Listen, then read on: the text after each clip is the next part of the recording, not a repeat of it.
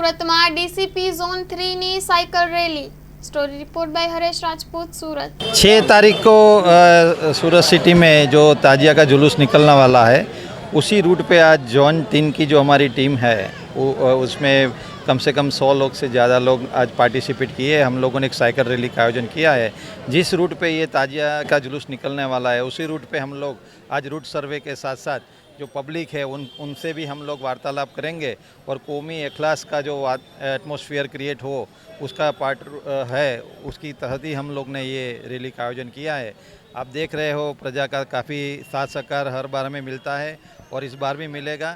और जो फ्यूचर में जो गणपति विसर्जन, ताजिया विसर्जन के जो त्यौहार आ रहे हैं वो शांतिपूर्ण हो जाए और सब प्रजा एकदम आनंद उत्साह से ये त्यौहार को महसूस करे, उसके पार्ट के लिए ही हमने ये साइकिल रैली का आयोजन किया। 6 तारीख को ताजिया जुलूस है, तो अभी एक वीक के अंदर ही ये जुलूस निकलने वाला है और हमने साइकिल रैली का रूट उसी रूट पे हमने प्लान किया है जहां ये ताजिया निकलने वाले हैं।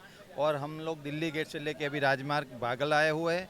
यहाँ से क्राउन डेयरी मुगली सरा होके जो ताजिया का जो ठंडा करते हैं हुडी बंगला, वहाँ हमारी ये साइकिल रैली का हम लोग समापन करेंगे। Thank you.